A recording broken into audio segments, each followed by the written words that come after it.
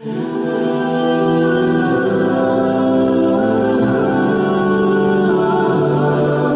علیہ السلام کی خدمت میں سیدہ عائشہ رضی اللہ تعالیٰ عنہ موجود تھیں تو ایک بکری کو ذبح کیا گیا.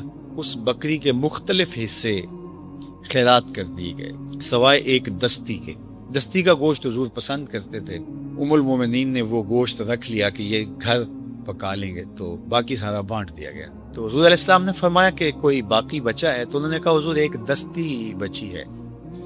تو حضور نے فرمایا کہ جو بھیج دیا ہے وہ بچا ہے، جو تم نے بھیج دیا ہے راہ خدا میں خیرات کر دیا ہے، کہا کہ وہ ہی بچا ہے. فرمایا ابن آدم کہتا ہے مالی مالی مالی، میرا مال میرا مال میرا مال. کہ اس کا ایک مال تو وہ ہے جو اس نے کھایا اور ضائع ہو گیا، ایک مال وہ ہے جو اس نے پہنا اور پرانا کر دیا. اور فرمایا جو بچ گیا جس کو کہتا ہے میرا مال، کہا وہ اس کا نہیں ہے، وہ اس کے پسماندگان کا ہے. وہ آپس میں بانٹیں گے، وہ کفن بھی میلا نہیں ہونے دیں گے کہ تقسیم کر لیں گے. اللہ اکبر. تو راہ خدا میں تقسیم کرنے کی ہمیں ترغیب دی گئی ہے کہ آج تمہارا ہے، کل تمہارا نہیں ہوگا. تو آج تمہارے اختیار میں ہے، آج جتنا بھی خرچ کرو گے. حضور علیہ الصلوۃ والسلام نے فرمایا اتقوا النار ولو بشق تمرہ، آگ سے بچ جاؤ اگرچہ کھجور کے ایک ٹکڑے سے ہی. یعنی تمہارے پاس راہ خدا میں خرچ کرنے کے لیے لاکھوں نہیں ہیں، کروڑوں اور اربوں روپے تمہارے پاس نہیں ہیں، کھجور کا ایک ٹکڑا ہی پڑا ہوا ہے، تو وہی راہ خدا کے اندر خرچ کر دو. یہ حجاب بن جائے گا، ستر اور پردہ بن جائے گا. اور قیامت کے دن یہ صدقہ جو ہم راہ خدا میں کرتے ہیں یہ سائبان بن جائے گا. جب تک حساب ہوتا رہے گا، 50,000 سال کا طویل دن ہے، تو صدقہ دینے والے کے سر کے اوپر سایہ بن کے، بادل بن کے یہ طاری رہے گا، تاکہ اس کو آسودگی اور ٹھنڈک پہنچ رہے، حتیٰ کہ حساب کتاب سمیٹ لیا جائے اور لوگ جنت میں یا جہنم میں. صدقہ لازمی نہیں ہے کہ آپ کروڑوں روپے میں کریں تو وہ صدقہ ہوگا، اور اگر تھوڑا سا کریں تو وہ صدقہ نہیں ہوگا. حدیث پاک میں آتا ہے 3 لوگ حضور کی خدمت میں آئے. ایک نے کہا حضور میرے پاس 100 دینار ہیں اور میں ان میں سے 10 دینار پیش کرتا. دوسرا شخص آیا تو اس نے کہا کہ میرے پاس 10 دینار ہیں تو میں ان میں سے 1 دینار پیش کرتا ہوں. تیسرا شخص آیا، اس نے کہا میرے پاس 1 ہی دینار ہے اور میں اس کا 10واں حصہ پیش کرتا ہوں. تو آقا کریم علیہ الصلوۃ والسلام نے ارشاد فرمایا کلکم فی الاجر سوا، تم سارے کے سارے اجر میں برابر ہو. 10 دینار والا بھی، 1 دینار والا بھی، اور جس نے دینار کا 10واں حصہ خرچ کیا. کیوں؟ فرمایا کلکم تصدق بے عشر مالہ، تم نے اپنے مال کا 10واں حصہ خرچ کیا ہے. ایک آدمی ارب پتی ہے تو وہ کروڑوں روپے خرچ کرتا ہے، تو وہ ارب سے کروڑوں خرچ کرتا ہے. اور ایک کروڑ پتی ہے وہ لاکھوں خرچ کرتا ہے، تو وہ بھی اس حساب سے خرچ کر رہا ہے. اور ایک آدمی لاکھوں سے مالا مال ہے اور وہ ہزاروں خرچ کرتا ہے، اور ہزاروں والا 100 کی تعداد میں اور 100 والا روپوں میں خرچ کرتا ہے، تو بات ایک ہی ہوتی ہے. تو اگر تم سب نے مال کا 10واں حصہ خرچ کیا، تو بعض اوقات ایسا ہوتا ہے کہ اربوں کی جائیداد رکھنے والے اتنا خرچ نہیں کرتے. اگر اس کو اس حساب سے دیکھا جائے جتنا وہ لوگ خرچ کرتے ہیں جن کے پاس بہت تھوڑا ہوتا ہے، اور وہ اس میں سے راہ خدا کے اندر بانٹ دیتے ہیں، اور اللہ تعالیٰ اس کی برکت سے انہیں تمانیت والا رزق عطا کرتا ہے. تو راہ خدا میں خرچ کرنے کی اللہ ہم سب کو توفیق عطا فرمائے، اپنے پناہوں کا حصار دے، آبرو بری زندگی عطا کرے. حضور نبی رحمت صلی اللہ علیہ وآلہ وسلم کی ذات ستودہ صفات جن کمالات کی جامع تھی، اور جو اوصاف حمیدہ اللہ نے اپنے محبوب کو ودیت فرمائے تھے، پھر نبوت سے سرفراز فرما کے عزتوں کی جس مسند پہ بٹھایا تھا، اس پر کوئی شخص انگلی اٹھانے اور اعتراض کی زباں کھولنے کی ہمت نہیں کر سکتا تھا. اگر اس کے اندر معمولی بھی انصاف پسندی ہو، لیکن بغض، دشمنی، حسد، یہ بیماریاں ایسی ہیں کہ ان بیماریوں کے مریض کو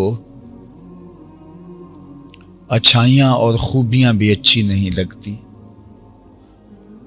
سعدی علیہ رحمہ نے کہا تھا، گلست سعدی ولیکن در نظر دشمنہ خارست۔ سعدی تو پھول ہے لیکن دشمنوں کو وہ کانٹا دکھائی دیتا ہے۔ جس کو صفرا کی بیماری لگ جائے تو اس کو میٹھی چیزیں بھی کڑوی لگتی ہیں، تو اس کا یہ مطلب نہیں ہے کہ ان چیزوں سے مٹھاس چھن جاتی ہے، بلکہ وہ خود مرض میں مبتلا ہوتا ہے۔ تو حضور علیہ السلام کی سیرت، آقا کریم کا کردار، حضور کے گزرتے ہوئے شب و روز، حضور کی پاکیزہ زندگی، شبنم سے بھی پاکیزہ تر، سحر سے بھی پاکیزہ تر، عقل و دانش، فہم و ادراک، معاملہ فہمی، لوگوں کے ساتھ رویے اور اخلاق عالیہ کی جو شان حضور کو عطا کی گئی، وہ حضور علیہ السلام کا ہی مقصوم تھا۔ لیکن حضور کی دعوت کو مسترد کرنے والے کفار نے حضور پر طرح طرح کے الزام لگانے شروع کیے۔ ان میں سے ایک الزام یہ تھا کہ معاذ اللہ آپ مجنون ہیں۔ تو اللہ تعالیٰ جل شانہ نے سورہ القلم میں ارشاد فرمایا، نون والقلم وما یسطرون، قسم ہے قلم کی اور قسم ہے قلم جو لکھتی ہے، ما انت بنعمت ربک بمجنون، آپ اللہ کی نعمت اور اس کے کرم و فضل سے مجنون نہیں ہیں۔ اللہ اکبر۔ ان کے الزام کا رد کیا اور کہا کہ اللہ نے آپ کو نبوت سے سرفراز کیا ہے، اور نبوت جیسا منصب کسی ایسے شخص کو تو نہیں دیا جاتا کہ جس کا توازن عقلی ہی ٹھیک نہ ہو، تو اللہ کی عطا کردہ نعمتوں کے حصار میں ہیں اور آپ مجنون نہیں ہیں۔ وَإِنَّ لَكَ لَأَجْرًا غَيْرَ مَمْنُونٍ، اور آپ جو کار نبوت کی ذمہ داریاں ادا کر رہے ہیں اس کا جو صلہ اللہ آپ کو عطا فرمائے گا، اس کا جو اجر عطا فرمائے گا، اللہ اکبر، اس کی فراوانیوں کا اور اس کی عظمتوں کا بیان فرمایا، اور پھر ارشاد کیا، وَإِنَّكَ لَعَلَىٰ خُلُقٍ عَظِيمٍ۔ یہ تو لفظ مجنون بول کر کے اپنے خبث باطن کا اظہار کر رہا ہے، میں رب ہو کے کہہ رہا ہوں محبوب تیرا خلق عظیم ہے۔ تو محبوب کریم علیہ السلام کی عظمت کو سورہ القلم میں بیان فرمایا گیا۔ تو کوئی دشمن، کوئی بدخواہ، کوئی شاتم رسول کچھ بھی کہے تو وہ اس کے خبث باطنی کا ایک اظہار ہے، جس کو وہ آزادی اظہار کا نام دیتا ہے۔ وہ آزادی اظہار نہیں بلکہ اظہار خبث باطن ہے۔ باقی رہی بات حقیقت واقعیہ کیا ہے، تو وہ اللہ نے قسم کی، قلم کی اور قسم کی، اس کی جو قلم لکھتا ہے، کہا قسم قلم کی اور قسم لکھی ہوئی سطروں کی، محبوب تیرا خلق عظیم ہے۔ تو اللہ کے فضل سے اس کی عطا کردہ نعمتوں کے حصار میں ہے۔ جنون کا کیا تعلق تیری چوکھٹ سے؟ تیری چوکھٹ کے ذرے بھی دانش بانٹتے ہیں، اور تیرے نالین سے لگے ہوئے ذرے بھی دنیا کو عقل و بینش کا نور دیتے ہیں، تیرے نقوش قدم لوگوں کی راہبری کرتے ہیں۔ تو کیا تعلق آپ کا جنون سے؟ تو یہ مجنون خود ہے جو آپ کو یہ الزام دیتا ہے، اور اس پر قسم کی قلم کی اور اس پر قسم کی قلم کی لکھی ہوئی سطروں کی۔ اللہ اکبر. آج دنیا کے اوپر آزادی اظہار کے نام سے جو فتنہ شروع کیا مستشرقین نے آج سے کئی 100 سال پہلے، اب دور موجود میں اس کا ظہور سوشل میڈیا اور دیگر ذرائع جو ابلاغ کے ہیں ان کے ذریعے سے سامنے آیا،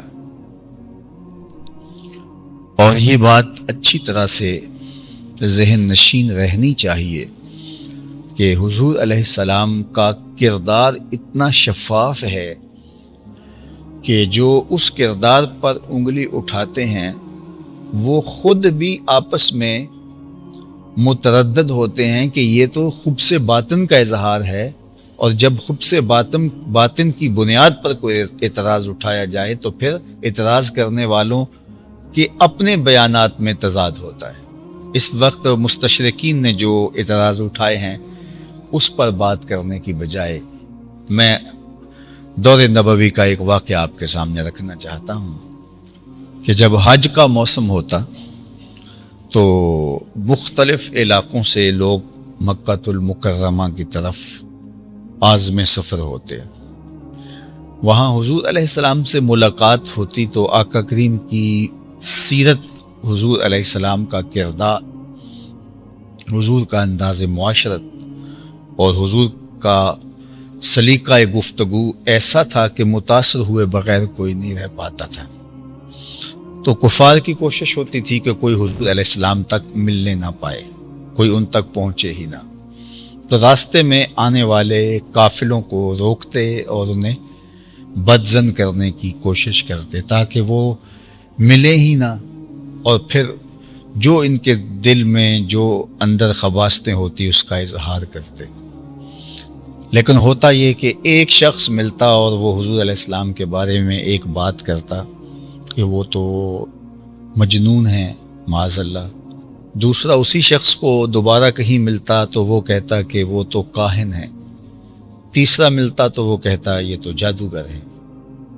تو ایک دن ان سب لوگوں نے، صنادید قریش نے بیٹھ کر حج سے پہلے مشاورت کی کہ تم آنے والے اشخاص کو، آنے والے قافلوں کو بدظن کرنے کے لیے یہ جو بھی کہتے ہو، تمہارے بیانات کے تضاد کی وجہ سے وہ لوگ متذبذب بھی ہوتے ہیں اور پھر وہ سوچنے پہ مجبور ہو جاتے ہیں کہ ایک نے یہ کہا، دوسرے نے یہ کہا، تیسرے نے یہ کہا، میں مل کے تصدیق تو کروں کہ اصل ماجرا کیا ہے، اور جب کوئی ملتا ہے تو ان کا ہو جاتا ہے.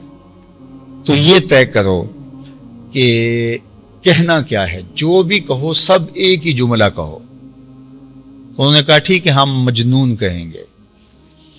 تو کہا، ولید بن مغیرہ بولا کہ یہ عجیب سی بات ہے، جو مجنون ہوتا ہے اس کی حرکات و سکانات بالکل مختلف ہوتی ہیں، اسے بولنے کا سلیقہ نہیں ہوتا، اس کا لباس نفیس نہیں ہوتا، اور وہ دلیل سے، استدلال سے بات کرنے کا ڈھب نہیں جانتا ہوتا، اس کے بال الجھے ہوئے ہوتے ہیں. عجیب بات ہے، تم لوگوں سے کہو گے کہ نہ ملنا ان سے، وہ مجنون ہیں، تو اگر لوگ ان کو گزرتے ہوئے دیکھ لیں گے، ان کی چال ہی بتائے گی یہ کوئی دانش مند گزر رہا ہے، تو تمہاری بات کون مانے گا؟ اس سے اگر کوئی ہم کلام ہوا تو اس کی گفتگو کے اندر جو حسن ہے، نفاست ہے، اور پھر جس طرح بات کرنے کا سلیقہ جانتے ہیں، گفتگو کا طریقہ جانتے ہیں، تو کیسے تمہاری کو بات مان لے گا؟ تو یہ تمہاری جذبات تو ہو سکتے ہیں لیکن امر واقعہ ایسا نہیں ہے. تو تمہاری بات کی لوگ تکذیب کریں گے کہ انہوں نے جھوٹ بولا ہے، تو کوئی اور بات بناؤ. انہوں نے کہا ٹھیک ہے ہم کہیں گے کاہن ہے. یہ قرآن کہانت ہے اور یہ کاہن ہے. کہا کہ اچھا ٹھیک ہے تمہاری بات مان لیتے، تم یہ الزام لگاتے ہو، لیکن کیا اہل عرب کاہن کے وجود سے ناآشنا ہیں؟ عربوں نے کبھی کاہن نہیں دیکھے؟ جب کاہنوں کے پاس جو لوگ جاتے ہیں تو وہ ایک لمبی رسی لیتا ہے، اس کے اندر گرہیں ڈالتا ہے اور پھر کھولتا ہے اور پھر باتیں بتاتا ہے. اور تم نے بتایا ہوگا یہ کاہن ہے، اور ان سے ملاقات جب کسی کی ہوئی، نہ اس کے ہاتھ میں رسی ہے، نہ وہ گرہیں ڈالتا ہے، نہ گرہیں کھولتا ہے، لیکن جب بات کرتا ہے دل کی گرہیں کھلنے لگ جاتی. تو یہ کیسے تمہاری کو بات مان لے گا کہ یہ کاہن ہے؟ کہا ٹھیک ہے، ہم کہیں گے کہ یہ جادوگر ہے، ساحر ہے. تو بعض نے کہا ہاں یہ بہت اچھی بات ہوئی. تو کہا کہ جادوگر بھی کوئی خلائی مخلوق نہیں ہے، کوئی آسمانی مخلوق نہیں ہے کہ کبھی لوگوں نے جادوگر دیکھے نہ ہوں. جادوگر جگہ جگہ موجود ہوتے ہیں اور وہ کچھ پڑھتے ہیں اور پھر پھونکتے ہیں، پھر آنکھوں پر اثر انداز ہوتے ہیں، اور اس کو تو مل کر کے ہی دل کی دنیا بدلتی ہے. ایسی تمہاری کوئی بات مان لے گا کہ یہ جادوگر ہے؟ تو پھر کہا کہ چلو ٹھیک ہے، ہم شاعر کہہ دیتے ہیں، چونکہ اس کا کلام بہت مکفّا و مسجع خوبصورت ہے، تو ہم کہیں گے یہ شاعر ہے. تو ولید نے ویسے کہا کہ ٹھیک ہے تمہاری بات مان لیتے ہیں، لیکن عروض اور قافیہ بندی اس کے کلام میں نہیں ہے. اور اہل عرب شاعری کو تو خوب جانتے ہیں، اگر کوئی خود شاعر نہیں ہے تو اسلوب شعر سے اچھی طرح آگاہ ہے. جب وہ اس کا کلام سنیں گے تو انہیں واضح ہوگا کہ یہ شاعر نہیں اور تم نے الزام دیا تھا. لیکن پھر کہیں کیا؟ کاہن کہیں تو کاہن نہیں، ساحر کہیں تو ساحر نہیں، مجنون کہیں تو مجنون نہیں، سب سے نیچے آ کے شاعر کہیں تو شاعر بھی نہیں. تو پھر کیا کہیں؟ زبان تو کسی کی نہیں بول رہی تھی، اندر سے سب یہی کہہ رہے تھے، پھر نبی ہی کہہ دو اور کیا کہیں. لیکن بہرحال انہوں نے طے کیا کہ ہم شاعر کہیں گے. اللہ اکبر. اور یہ شاعر کہہ کر کے حضور علیہ السلام سے لوگوں کو دور کرنے کی کوشش کرتے. ان کی شاعرانہ باتیں ہیں، چھوڑ دیجئے. لیکن معاذ اللہ دوسرے لفظ بھی انہوں نے کہے. حضرت عمر رضی اللہ تعالیٰ عنہ اپنے ایمان لانے سے قبل کا واقعہ بیان کرتے ہیں. کہتے ہیں کہ میں ایک دن گھر سے نکلا اور میری نیت تھی کہ میں حضور علیہ السلام کو اذیت پہنچاؤں. میں سین حرم میں پہنچا تو آپ آقا کریم نماز میں تھے، تو میں بھی پیچھے جا کے کھڑا ہو گیا اور حضور تلاوت کر رہے تھے. تو میرے دل میں آیا کہ یہ شخص شاعر ہے. جس طرح مکفّا اور مسجع اور خوبصورت دل آویز کلام تھا، تو میرے دل میں آیا کہ یہ شاعر ہے. تو حضور علیہ السلام نے فرمایا انہ لقول رسول کریم، تلاوت کرتے ہوئے انہ لقول رسول کریم وما هو بقول شاعر قلیلا ما تؤمنون. تو میں نے کہا یہ تو شاعر نہیں ہے. پھر میرے دل میں خیال آیا کہ یہ کاہن ہیں. تو حضور علیہ السلام نے تلاوت کر کے اگلی آیت پڑھی ولا بقول کاہن قلیلا ما تذکرون. تو پھر آگے آواز آئی تنزیل من رب العالمین، یہ رب کا نازل کردہ کلام. تو یہ شاعر بھی نہیں ہیں، یہ کاہن بھی نہیں ہیں، یہ ساحر بھی نہیں ہیں، یہ جادوگر بھی نہیں. انسان کا کردار اتنا مضبوط ہو کہ جو آپ پر الزام لگانے والا ہو، وہ جو الزام آپ کے لیے تراشے اس کو پھر رد کر دے، پھر تراشے پھر رد کر دے، اور جو الزام آپ کے اوپر لگا بھی دے وہ خود مطمئن نہ ہو. یہ کردار کی بلندی ہوتی ہے. یعنی کردار کی اونچائی یہ ہے کہ یہ باہم میٹنگ کر رہے ہیں بیٹھ کے کہ اس شخص پر الزام کیا لگایا جائے.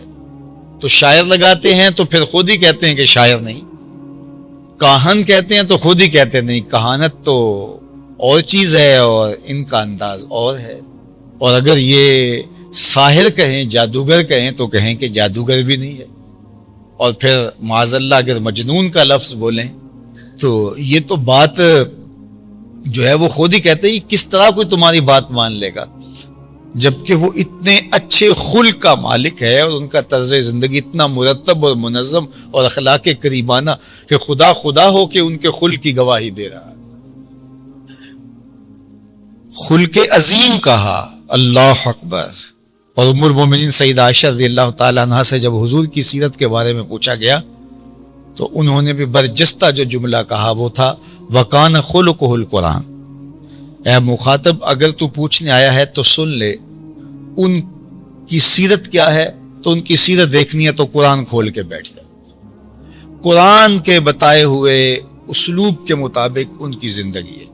قرآن کی تھیوری کا اگر تم نے پریکٹیکل دیکھنا ہے تو وہ ذات رسالت مآب صلی اللہ علیہ وسلم کی حیات طیبہ ہے۔ تو یہ ہے حضور کی عظمتوں اور حضور کی رفتوں کا وہ بیان کہ جو الزام لگاتے ہیں وہ آج ایک الزام لگاتے ہیں تو کل اس سے ہٹ جاتے ہیں کہ نہیں یہ نہیں، تو پھر دوسرا الزام لگاتے ہیں اس سے ہٹ جاتے ہیں۔ تو آج بھی دنیا کے اوپر جو الزام حضور علیہ السلام کی ذات پہ لگاتے ہیں تو ان کی آپس گفتگو کے اندر تضاد ہے، کوئی کچھ بول رہا ہے کوئی کچھ بول رہا ہے۔ اور جہاں تک حضور کے کردار کی بات ہے تو کسی کے کردار کے حوالے سے برجستہ کوئی بات کہنا یہ اس کے کردار کی عظمت کی دلیل ہوتی ہے۔ یعنی کسی شخص کے بارے میں آپ کسی سے پوچھیں وہ کیسا ہے تو وہ سوچ کر بتائے کہ وہ اچھا ہے یہ ہے تو پھر بات اور ہے، اور وہ برجستہ اس کے بارے میں رائے دے تو پھر اس کا مطلب یہ ہے کہ اس کا کردار اتنا واضح چمکدار ہے کہ اس کے لیے اس کو تفکر ہی نہیں کرنا پڑا۔ اب ام المومنین سیدہ خدیجۃ الکبریٰ رضی اللہ تعالی عنہا کی گواہی دیکھی حضور علیہ السلام کے بارے میں۔ یہ برجستگی کی میں آپ کو مثال ایک دینے لگا ہوں کہ جب حضور علیہ السلام پر پہلی وحی کا نزول ہوا تو قرآن نازل ہوا تھا، اور قرآن نے کہا یہ کتاب تو پتھروں پہ بھی نازل ہوتی، یہ کلام تو وہ بھی پہاڑ بھی ریزہ ریزہ ہو جاتے، تو یہ تو قلب مصطفیٰ تھا جو اس کو سہار گیا، لیکن اس کے اثر حضور کے قلب اطہر پہ تھے، اور آقا کریم کا بدن پسینے سے شرابور ہو گیا۔ اور پھر حضور علیہ الصلوۃ والسلام کی کیفیت یہ تھی کہ حضور کو سردی لگ رہی تھی، تو واپس جب گھر آئے تو فرمایا زملونی، مجھے چادر اڑا دو، تو ام المومنین حضرت خدیجۃ الکبریٰ نے حضور کے اوپر شال ڈال دی، تو فرمایا کہ مجھے اپنی جان کا خطرہ ہے۔ تو ام المومنین نے جو کہا، صحیح بخاری کے اندر کتاب بدء الوحی اٹھائیے گا، تو ام المومنین نے برجستہ جو جملے کہے وہ ذرا ملاحظہ کیجئے۔ انہوں نے کہا کلا ابشر واللہ لا یخزیک اللہ ابدا، آپ کو بشارت ہو، آپ کو خوشخبری ہو، میں اللہ کی قسم اٹھا کے کہتا ہوں آپ کا رب کبھی بھی آپ کو بے آبرو نہیں ہونے دے گا۔ یہ میں قسم اٹھا کے کہتی ہوں، یہ سیدہ خدیجۃ الکبریٰ کہہ رہی ہیں، کلا ابشر واللہ لا یخزیک اللہ ابدا، آپ کو مبارک ہو، آپ پریشان تو ہیں لیکن آپ کو مبارک ہو، میں قسم اٹھا کے کہتی ہوں کہ آپ کا رب آپ کو کبھی بھی پریشان نہیں ہونے دے گا، بے آبرو نہیں ہونے دے گا۔ کیوں؟ اب ام المومنین نے برجستہ جملے جو اپنے شوہر کے بارے میں کہے، اس سے بڑی گواہی کیا ہو سکتی ہے؟ کہتے ہیں سارا زمانہ مان لے تو بیوی نہیں مانتی ہوتی، وہ ایک اللہ کا ولی تھا تو اس کی بیوی اس کو نہیں مانتی، تو اس نے ایک دن کہا کہ یہ مانتی نہیں ہے تو میں چلو اس کو ذرا کوئی اپنا رنگ دکھاؤں، تو وہ ہوا میں اڑتا ہوا گھر کے اوپر سے 2-3 چکر کاٹ کے گیا، تو بیوی نے دیکھا تو واپس آیا تو اس نے کہا تو ولی بنا پھرتا ہے، ولی تو میں نے آج دیکھا ہے کہ ہوا میں اڑ رہا تھا، تو اس نے کہا بی بی وہ میں ہی تو تھا، تو کہا اچھا تبھی ٹیڑے ٹیڑے اڑ رہے تھے۔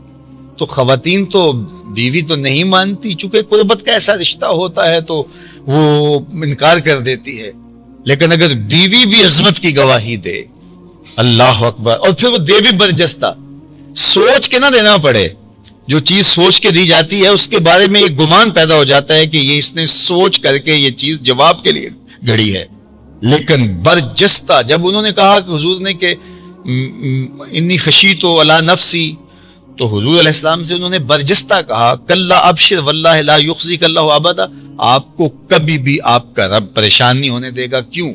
انک لتصل الرحم، آپ صلہ رحمی کرتے ہیں، رشتہ داروں کے ساتھ اچھا سلوک کرتے ہیں، وتصدق الحدیث، آپ نے زندگی بھر کبھی جھوٹ نہیں بولا، یہ زوجہ کہہ رہی ہے اس کی گواہی، وتصدق الحدیث، آپ نے زندگی بھر کبھی جھوٹ نہیں بولا، آپ ہمیشہ سچ بولتے ہیں، وتحمل الکلہ، جس کا کوئی بوجھ نہیں اٹھانے والا اس کا بوجھ آپ اٹھاتے ہیں، وتکسب المعدوم، جس کا کوئی کمانے والا نہیں اس کی ضرورت کو آپ پورا کرتے ہیں، وتقری الضیف اور مہمان نوازی کا حق ادا کرتے، وتعین علی نوائب الحق اور راہ حق کے اندر جو لوگ پھنس جاتے ہیں ان کی مدد کے لیے آپ کھڑے ہوتے ہیں۔ یہ 6 چیزیں ام المومنین نے حضور کے کردار کی نمایاں بیان کی، اور یہ 6 چیزیں کسی شخص کے خوبصورت کردار کی علامتیں ہوا کرتی ہیں۔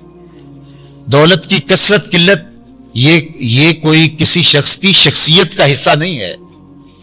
قد کا دراز ہونا یا پست ہو جانا یہ کسی کے کردار کا حصہ تھوڑا ہے۔ رنگ کا کالا یا گورا ہونا، شہری یا دیہاتی ہونا، کسی برادری اور کسی خاندان سے تعلق رکھنا یہ کسی کے کردار کا حصہ تھوڑا ہے۔ کسی کے کردار کے نمایاں وصف کیا ہیں؟ ام المومنین نے برجستہ وہ وصف بیان کیے۔ اللہ اکبر! اور وہ کیا تھے؟ انکا لتصل الرحم، آپ ہمیشہ صلہ رحمی کرتے ہیں، رشتہ داروں کے ساتھ آپ کا سلوک اچھا ہوتا ہے۔ رشتہ داروں کے رویے تلخ بھی ہوں تو پھر بھی اس لیے کہ یہ رشتہ دار ہیں اور میں نے ان کے ساتھ سلوک اچھا کرنا ہے۔ بندہ کہتا ہے کہ جب وہ میرے ساتھ اچھا سلوک نہیں کرتے تو میں کیوں کروں؟ میاں پھر تو تم اس کے برابر ہو گئے۔ برائی کا جواب برائی سے دینا، اچھائی کا جواب اچھائی سے دینا، یہ تو کوئی کمال نہیں ہوا۔ اگر وہ برائی کرتا ہے اور آپ بھی جواب میں برائی کرتے ہیں پھر تو آپ ایک جیسے ہو گئے۔ اگر وہ اچھائی کرتا ہے تو جواب میں اچھائی کرتے ہیں پھر بھی ایک جیسے ہیں۔ وہ برائی میں ایک جیسے ہیں، یہ اچھائی میں ایک جیسے ہیں، بہتر کیسے ہیں؟ اور آپ کا نمایاں وصف کھل کے کیسے آئے گا کہ وہ تم سے برائی کرتا ہے اور تم اس کے ساتھ اچھائی کرتے ہو؟